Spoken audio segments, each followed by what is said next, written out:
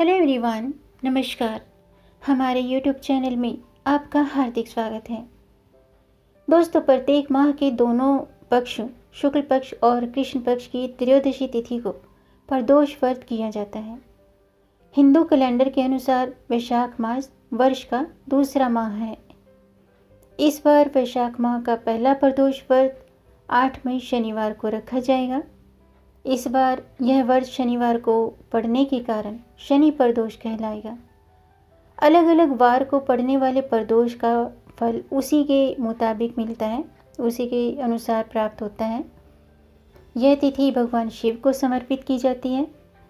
प्रदोष व्रत की पूजा प्रदोष काल यानी कि संध्या के समय सूर्यास्त से लगभग 45 मिनट पहले शुरू कर दी जाती है। इस दिन विधि विधान से व्रत और पूजन करने से भगवान शिव की विशेष कृपा प्राप्त होती है। तो आज के वीडियो में हम जानेंगे शनि प्रदोष व्रत का शुभ मुहूर्त, पूजा विधि, उद्यापन विधि, साथ में जानेंगे शनि प्रदोष व्रत की कथा। तो वीडियो शुरू करने से पहले आपसे अनुरोध है, अगर आप इस चैनल पर नए आए हैं और पहली बार आए हैं तो इस चैनल को सब्सक्राइब कर दीजिए और बेल आइकन बटन प्रेस कर दीजिए ताकि आने वाली वीडियो देख सकेंगे आप सबसे पहले। और जिन्होंने ये चैनल सब्सक्राइब कर दिया है उनका दिल से आभार, बहुत बहुत धन्यवाद। दोस्तों, ये आपका अपना चैनल है, इस चैनल के साथ जुड़े रहिएगा और अपना प्यार देते रहिएगा और वीडियो को अंत तक जरूर देखिएगा ताकि कोई भी जानकारी छूट न जाए। क्योंकि दोस्तों, आधी अधूरी जानकारी से पूरा लाभ नहीं मिलता है, इसलिए हमारे साथ अंत तक बने रहिएगा। तो आइए शुरू करते हैं। सबसे पहले जानते हैं प्रदोष व्रत की तिथि और पूजा का मुहूर्त। वैशाख त्रयोदशी तिथि 8 मई शाम के 5:20 पर शुरू होगी और वैशाख त्रयोदशी तिथि 9 मई के शाम के 7:30 पर समाप्त होगी। पूजा का समय होगा 8 मई की शाम के 7 बजे से 9:07 तक और पूजा की कुल अवधि होगी 2 घंटे 7 मिनट की। प्रदोष व्रत की पूजा प्रदोष काल में की जाती है, इसलिए दोस्तों प्रदोष व्रत 8 मई को किया जाएगा। आइए अब जानते हैं शनि प्रदोष व्रत का महत्व। प्रदोष व्रत भगवान शिव को समर्पित होता है और ये तिथि शनिवार को पड़ने के कारण इसका महत्व और भी ज़्यादा बढ़ जाता है। शिव जी शनि देव के गुरु हैं, इसलिए इनकी पूजा करने से शनि के अशुभ प्रभाव से मुक्ति प्राप्त होती है। शनिवार को प्रदोष व्रत पड़ने पर भगवान शिव और शनि देव का पूजन करने से सभी प्रकार के कष्टों से मुक्ति प्राप्त होती है और नौकरी, बिजनेस और धन संबंधित सभी समस्याएं दूर होती हैं, घर में सुख समृद्धि आती है। आइए बात करते हैं पूजा विधि की। शनि प्रदोष व्रत की पूजा विधि। त्रयोदशी तिथि को सूर्योदय से पहले उठकर स्नान करें और व्रत का संकल्प करें। इसके बाद ओम नमः शिवाय का जाप करते हुए भगवान शिव को जल अर्पित करें। सुबह को पूजा करने के बाद पूरे दिन निराहार रहते हुए व्रत करें। अब प्रदोष काल में पूजा के शुभ मुहूर्त पर भगवान शिव का पंचामृत से अभिषेक करें और फिर गंगा जल से भी अभिषेक करें। इसके बाद दीपक प्रज्वलित करें और शमी पत्र, बेलपत्र, कनेर, धतूरा, अक्षत, फूल, धूप दीप, फल, पान सुपारी, ये सभी चीज़ें पूजन में अर्पित करें और भगवान शिव जी के मंत्रों का जाप करें या शिव चालीसा का पाठ करें। इसके अलावा दोस्तों, अगर आप व्रत रखते हैं तो फिर आपको व्रत कथा जरूर पढ़नी चाहिए और सुननी चाहिए, क्योंकि अगर आप व्रत कथा नहीं पढ़ते हैं तो फिर आपका व्रत अधूरा ही माना जाता है। इसलिए व्रत कथा जरूर पढ़ें या सुनें। जाप पूर्ण होने के बाद प्रसाद चढ़ाएं और आरती करें। अब मैं शनि प्रदोष व्रत की कथा शुरू करती हूँ, आप भी ध्यान से सुनिएगा। एक समय की बात है कि एक नगर में एक सेठ अपने परिवार के साथ रहते थे। विवाह के काफ़ी समय बाद भी उनको कोई संतान नहीं हुई।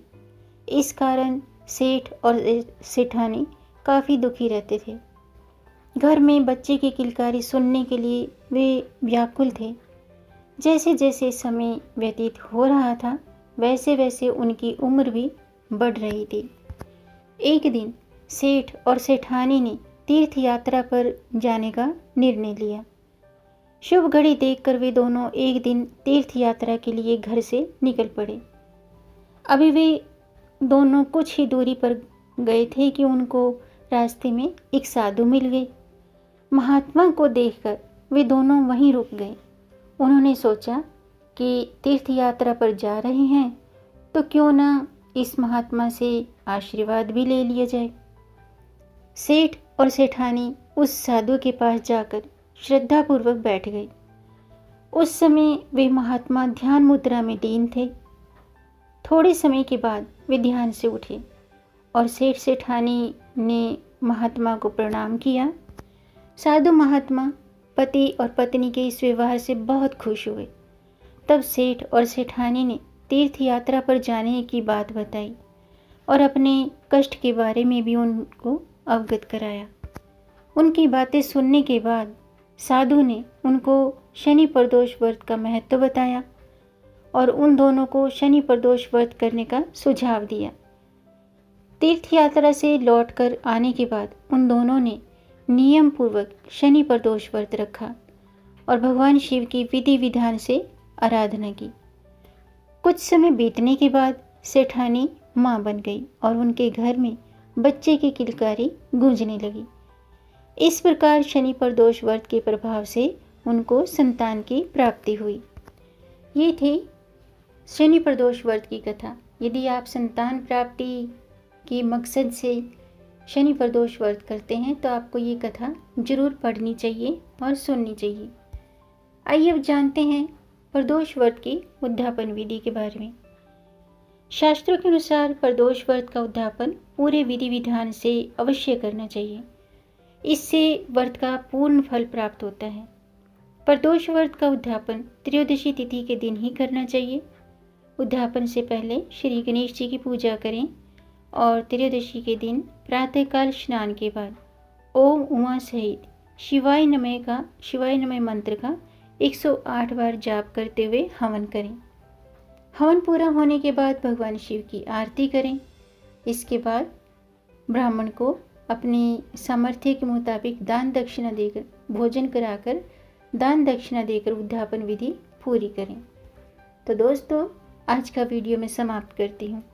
उम्मीद है आपको ये जानकारी पसंद आई होगी। आपको ये जानकारी कैसी लगी अपना फीडबैक कमेंट बॉक्स में ज़रूर दीजिएगा। और अगर आपको ये जानकारी अच्छी लगी हो तो आप इसे लाइक भी ज़रूर करें। लाइक करने में पैसे खर्च नहीं होते हैं। आपके लाइक से ही हमारा मोटिवेशन अप होता है। इसलिए दोस्तों, लाइक करने में कंजूसी ना करें और इस जानकारी को आगे बढ़ाकर ज़्यादा से ज़्यादा शेयर भी कर दीजिए, ताकि हो सकता है आपके द्वारा शेयर करने पर इस जानकारी से किसी का भला हो जाए। और अगर आपका कोई प्रश्न है या कोई सुझाव है तो कमेंट बॉक्स में ज़रूर लिखिएगा। मेरे चैनल को सब्सक्राइब जरूर कीजिएगा ताकि आने वाली वीडियो देख सकेंगे आप सबसे पहले। और वीडियो को अंत तक देखने के लिए आपका बहुत बहुत धन्यवाद। मिलेंगे नई जानकारी के साथ। तब तक आप खुश रहें, स्वस्थ रहें, अपना ख्याल रखें और अपनों का भी ख्याल रखिएगा। जय श्री हरि। हर हर महादेव।